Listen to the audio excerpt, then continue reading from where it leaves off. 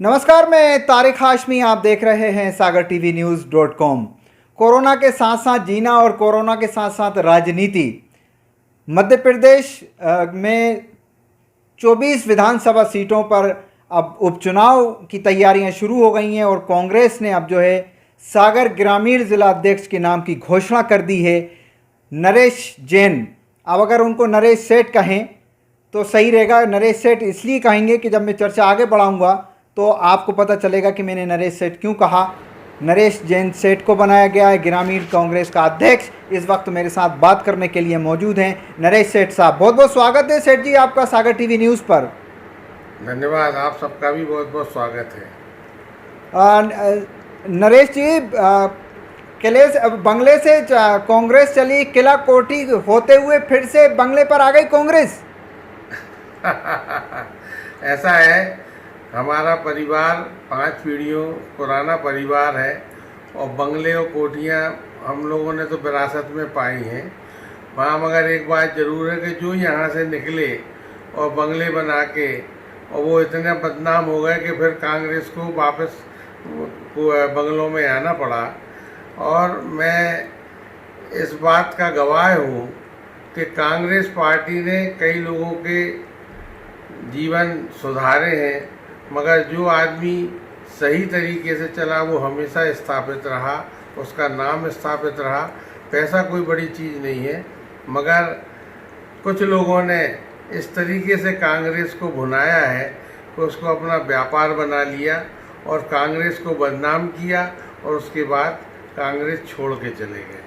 तो ये लोगों का अपना अपना सोच है और अपना अपना भाग्य है, मगर कांग्रेस एक ऐसी पार्टी है कि पुरानी बातों को भूलते हुए हमेशा आगे बढ़ने की बात करती है।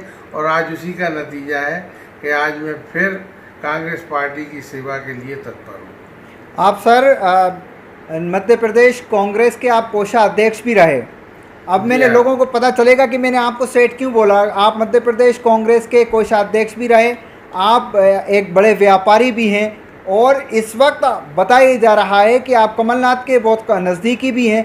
तो कमलनाथ ने इस सुर्खी चुनाव को लेकर सागर ज़िले में पहला इक्का आपके रूप में चल दिया है सर। देखिए, इसको पहला इक्का नहीं कहें आप। मैं ऐसा सोचता हूँ कि आदरणीय कमलनाथ जी ने, चूँकि हमारा उनसे संपर्क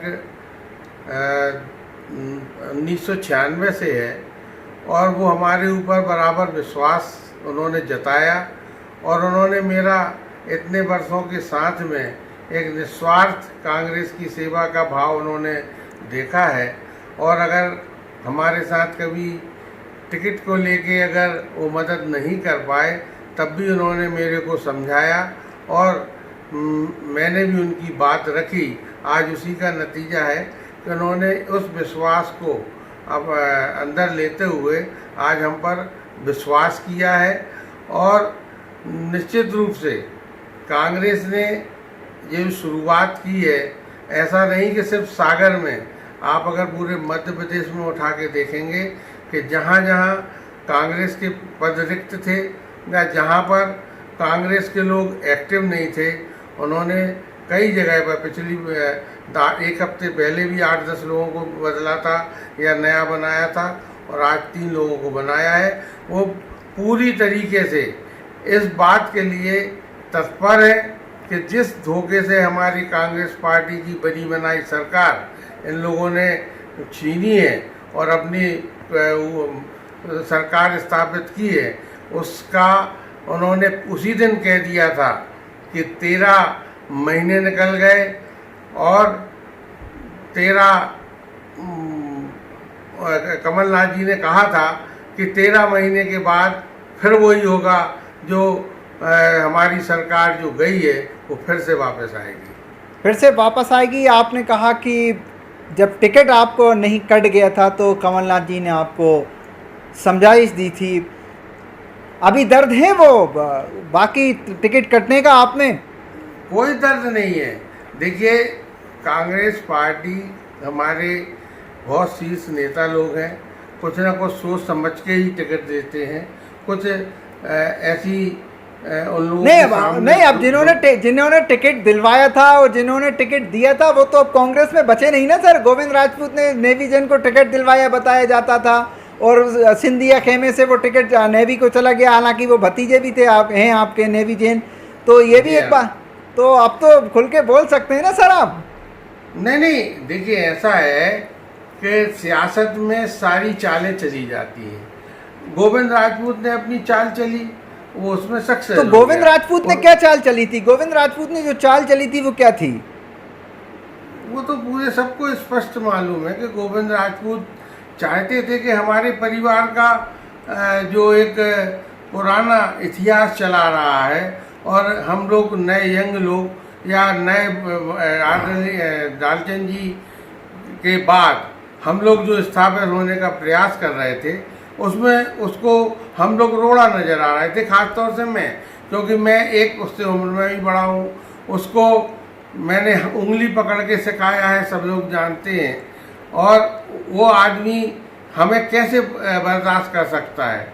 अगर मेरे को टिकट मेरे की जगह नेवी को मिला, और वो रिजल्ट वो भी जानता था कि क्या होगा, तो उसके एक तरफ से वो नेवी के साथ भी हो गया, बीएसएन को परिवार को टिकट भी मिल गया, और बीएसएन की राजनीति भी खत्म हो गई। उसने ऐसा सोचा।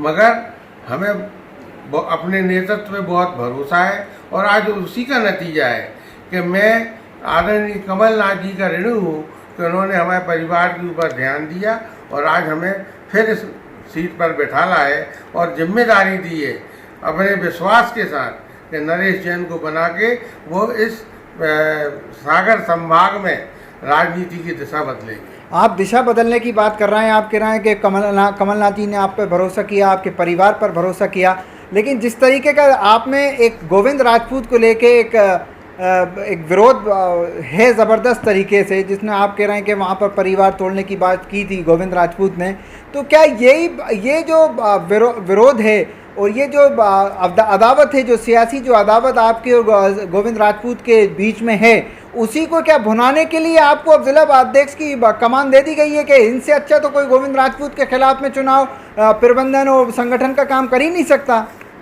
देखिए ऐसा है कि जब तक गोविंद राजपूत कांग्रेस में था, भले उसने मेरी कुछ भी खिलाफत की हो या टिकट मिलने ना मिलने में उसने कुछ अपना पार्ट अदा किया हो, मगर मैंने कभी कांग्रेस का विरोध नहीं किया, ना कभी उसका विरोध किया, सिर्फ इसलिए कि वो कांग्रेस पार्टी में था। आज उसने अपने धोखे से अपने नेता के साथ मिलकर जो कांग्रेस पार्टी को गिराया है, चुनी हुई सरकार को, और उसको छोड़ के भाजपा में जिसके खिलाफ हम लोग पूरी जिंदगी से लड़ते आए, वो भी कांग्रेस में होते हुए लड़ता आया, आज उसी पार्टी का वो टिकट लेकर चुनाव लड़े और हमारे सामने हम लोग उसको जीतने दें, ऐसा तो कभी संभव नहीं है।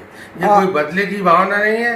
अगर वो आज भी कांग्रेस में पार्टी में होता तो मैं कभी उसके खिलाफ काम नहीं करता। ये नरेश जैन जी ने बड़ी अच्छी बात कही कि अगर वो जब गोविंद राजपूत पार्टी में थे तो उसका विरोध नहीं किया, और जब वो अगर अभी भी पार्टी में होते तो शायद उनका वो अभी भी विरोध नहीं करते। नरेश जी, एक सवाल और आपसे है कि गोविंद राजपूत अब बहुत कद्दावर नेता हैं, क्योंकि वो उन 5 मंत्रियों में शामिल हैं कैबिनेट की, जिनको सिर्फ 5 में से एक वो भी शामिल हैं, जिन 5 लोगों को बनाया गया है। तो गोविंद राजपूत के मुकाबले में अब सुर्खी में कोई बड़ा नेता लगता नहीं है कांग्रेस में कि उनको अब चुनाव में टक्कर दे पाएगा क्या कोई? देखिए तारिक भाई, ये सियासत है और जनता इसकी मालिक है, और जनता जब सोच लेती है ना तो अच्छे अच्छे धुरंधर धूल चाट जाते हैं। ये इतिहास गवाह है, ऐसे एक नहीं 50 उदाहरण हैं। और यह जो उपचुनाव हो रहा है, ये कोई सामान्य उपचुनाव नहीं है। ये भ्रष्टाचार से गिराई हुई सरकार, धोखे के से गिराई हुई सरकार है, बनी है। उसके लिए जनता के मन में उसके प्रति बड़ा रोष है। ये आप जाके, आप मीडिया वाले हैं, आप गांव-गांव जाइए, आप कई लोग आपको मुंह पे कहेंगे कि मुझे ऐसा भ्रष्टाचारी या लालची आदमी नहीं चाहिए जो हमारी वोट बेच दे। उसकी वोट से वो विधायक बना था। वो कौन होता है बेचने वाला? कि जो हमारी वोट को बेच दे। नरेश जी, अब क्योंकि ग्रामीण कांग्रेस की कमान अब आपके हाथ में है, संगठन का काम आपके हाथ में होगा। गोविंद राजपूत ने अपनी पूरी सियासत जो है सुर्खी विधानसभा में की है और पूरी जो कांग्रेस है उन्हीं के तमाम अध्यक्ष, हर पोलिंग बूथ पे उन्हीं के आदमी। तो ऐसे हालात में क्योंकि आपको जो है चुनाव फेस करना है और इसीलिए आपको ग्रामीण अध्यक्ष बनाया गया, इसीलिए महत्वपूर्ण भी हैं आप। तो ये सुर्खी विधानसभा में अब संगठन को कैसे मजबूत करेंगे आप? देखिए तारिक भाई, पार्टी सर्वोपरि होती है और जितने भी लोग वहाँ पे, भले उन्होंने उसकी कार्यकारिणी बनाई हो जिला की, मगर वो कांग्रेसी लोगों की बनी है, ना कि भाजपाइयों की बनी है। कुछ लोग स्वार्थवश उनके साथ जा सकते हैं, कुछ लोग दबाववश जा सकते हैं, या कुछ लोगों को ब्लैकमेल करके वो अपने साथ रख सकते हैं, मगर पूरे कांग्रेसी लोग उनके साथ चले जाएं, ऐसा नहीं हो सकता, ना ऐसा होगा। जो ईमानदार कांग्रेसी हैं वो कांग्रेस के साथ हैं। आज हमारा परिवार, हमारा पूरा इतने वर्षों का इतिहास, हम लोगों के साथ कितनी बातें नहीं आई। 15 साल भाजपा की सरकार रही, मगर कोई हमारे परिवार का, कोई हम लोगों को हिला पाया? ठीक है, बहुत से हमारे बीजेपी के मित्र हैं, जानने वाले हैं, हमारे पास साथ उठने बैठने वाले भी रहे, मगर वो बीजेपी के हो गए तो ठीक है, आप बीजेपी में रहिए। अरे टिकट सर, टिकट किसे देंगे? टिकट किसे देंगे कांग्रेस से गोविंद राजपूत के सामने? देखिए साहब, टिकट का हमारे हाईकमान सर्वे भी करा रहे हैं, और जैसा कि भले ही 2 महीने लग गए जिला ग्रामीण कांग्रेस को अध्यक्ष बनाने में, ऐसे ही टिकट बांटने में भी थोड़ा समय लगेगा, मगर बहुत बेहतरीन टिकट दिया जाएगा। और निश्चित रूप से आप देखना कि जिस दिन टिकट डिक्लेयर होगा, जैसा आज आप हमारे साथ, हमारे सैकड़ों लोगों के आज फ़ोन आए, ऐसे ऐसे लोगों के फ़ोन आए जो उनके साथ असहज महसूस कर रहे थे, ग्रामीण कांग्रेस में पदाधिकारी थे, मगर वो जो बोले भैया अब मैं खुल के आपके साथ काम कर पाऊंगा। तो ऐसी ही बात उस वक्त आएगी कि नहीं, ये आदमी जीतेगा।